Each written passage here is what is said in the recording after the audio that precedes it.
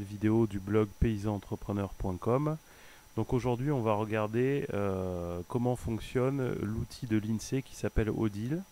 Alors ODIL ça veut dire outil d'aide au diagnostic d'implantation locale.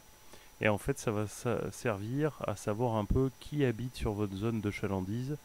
Voilà, connaître un peu mieux votre zone de chalandise.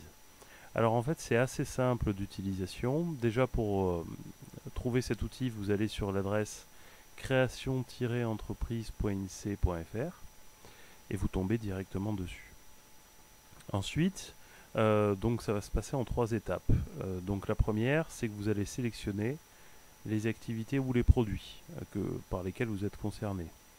La deuxième étape, ça va être la sélection géographique, c'est-à-dire vous allez sélectionner à la fois votre lieu de vente, une zone, j'allais dire juste autour, et une zone encore plus large. On va voir ça tout à l'heure.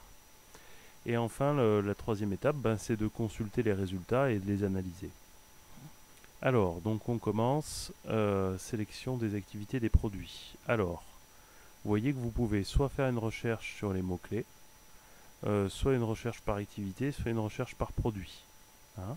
Alors, par exemple, si on fait une recherche par produit, on va prendre produits alimentaires et boissons non alcoolisées, et on va sélectionner, pour l'exemple, viande. Voilà. Et après, on va prendre, par exemple, viande bovine fraîche ou surgelée. Voilà. Une fois qu'on a sélectionné nos produits, on va cliquer sur convertir en activité. Voilà. Et une fois qu'on a fait ça, donc il nous a sélectionné un peu tous les types d'activités qui correspondent. Donc commerce, vous voyez là tous les types de commerce où il peut se vendre de la viande. À partir de ce moment-là, vous allez cliquer sur sélection géographique. Voilà, donc ça se charge.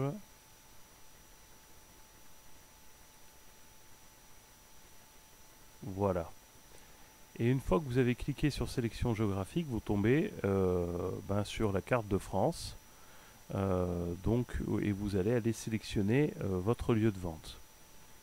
Donc là, moi j'avais déjà commencé en fait à faire ce travail pour gagner un peu de temps. Donc j'ai sélectionné la commune de Cluny, là ici au milieu. Donc vous voyez dans la sélection, vous avez 3 zones à sélectionner. La première, c'est la commune d'implantation, ici en rouge. La deuxième en orange, c'est le cœur de cible. D'accord. Et la troisième, donc en vert, c'est l'aire d'influence. Donc à chaque fois, vous allez sélectionner par exemple cette commune de Cluny. Vous voyez, si je clique à côté, on change de commune. Hein. Donc la commune de Cluny. Et ensuite, vous allez aller chercher un outil de sélection au-dessus, un outil de sélection ici. Vous allez cliquer sur Cluny et vous allez élargir donc votre zone pour avoir votre cœur de cible. Donc là, moi, je me suis arrêté là, exactement à cet endroit-là. Donc par exemple, si je vous remontre, voilà, on est là sur Cluny, on va cliquer là sur la sélection circulaire, je clique là au milieu et je fais mon rayon. Donc là, c'est pas un rayon en temps comme Isochronous, c'est bien un rayon en nombre de kilomètres. Et par exemple, si je peux faire une zone à, vous voyez là, 10 km, 11, 12, 13, voilà, par exemple, là, je fais un rayon à 15 km. Et je lâche. Ensuite, je clique sur aire d'influence et je fais la même chose. Sélection circulaire. Je me mets donc sur Cluny.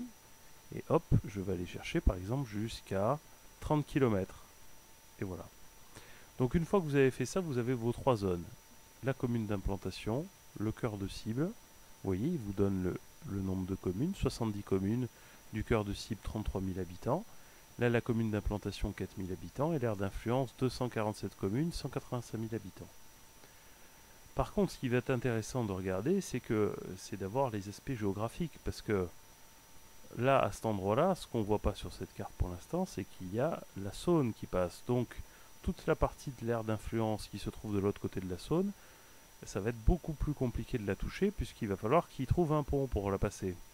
Donc là, on peut voir ça quand on clique sur cet onglet-là, qui est en fait ça, l'onglet des axes routiers. Voilà, et là l'onglet, celui-ci, voilà, des fleuves. Alors ils disent fleuves, mais c'est les cours d'eau, hein. Il n'y a pas que les fleuves. Donc vous avez là, par exemple, la Saône.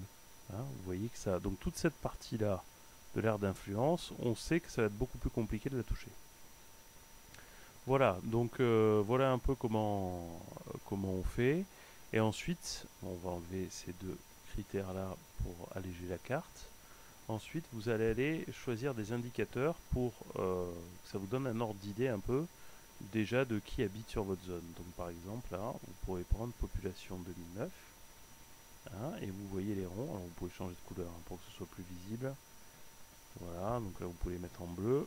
Donc vous avez les ronds, la taille des ronds correspond au nombre d'habitants dans la commune. Donc plus le rond est gros, plus il y a d'habitants. Donc vous voyez que vous avez des toutes petites communes ici.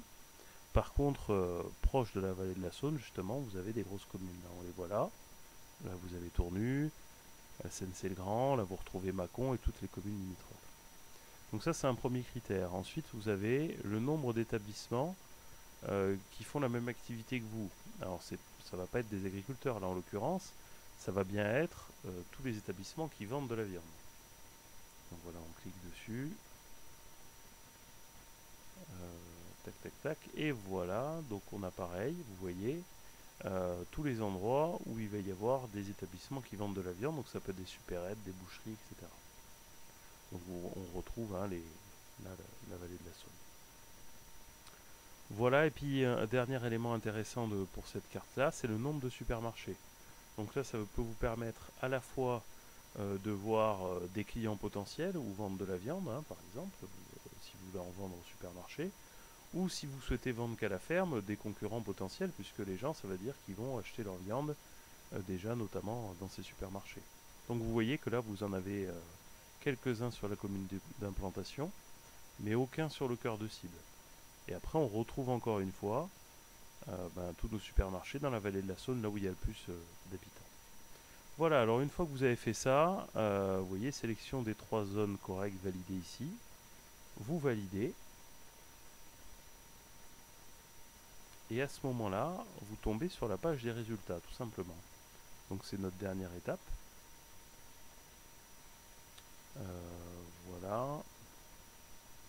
Résultats. Vous cliquez voilà, sur l'onglet résultats. Et ça se charge tout doucement. Voilà. Et vous tombez donc sur la page des résultats. Donc là, vous retrouvez les données que vous avez saisies, c'est-à-dire la zone que vous avez saisie, les communes d'implantation. Et là, vous avez une liste déroulante avec tous les éléments que vous pouvez retrouver. Alors, on ne va pas tous les voir, mais juste pour information. Donc, vous retrouvez la zone d'études hein, que vous avez vous-même notée, les activités, les produits que vous avez vous-même sélectionnés. Ensuite, vous allez retrouver les établissements de même activité. Et là, ce qui est intéressant, oui, si on prend celui-là, c'est qu'on va les retrouver dans le détail. Hein, c'est pas simplement un nombre, comme on peut l'avoir sur la carte juste avant. Ça va être concrètement le nom et la commune de l'établissement. Donc là, par exemple, on voit que dans la commune d'implantation, on a 1, 2, 3, 4 établissements qui font la même activité, et vous avez les noms, le code APE et la commune. Et vous les avez tous encore là, voilà, pour les autres aires. Ensuite, vous avez d'autres choses intéressantes, la population, les logements, savoir s'il y a beaucoup de résidences secondaires, par exemple, les ménages, les activités et les emplois, pour savoir un peu quel type de population vous avez chez vous. Est-ce qu'il y a plus de retraités, ou des jeunes, ou des cadres, etc.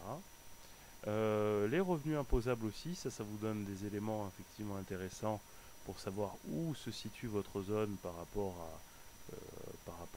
au reste de la France. Et puis après, vous allez retomber plus sur des statistiques nationales, la consommation par produit, les dépenses selon la catégorie socio-professionnelle, etc. Voilà en gros donc pour cet outil Odile qui permet, vous voyez, en 10 minutes, d'avoir assez rapidement tout un tas d'informations sur votre zone de chalandise. Donc après, le problème, c'est plutôt de prendre du temps pour les analyser plus précisément grâce à ce tableau-là. Voilà pour aujourd'hui. Écoutez, merci de m'avoir suivi et à très bientôt pour une nouvelle vidéo.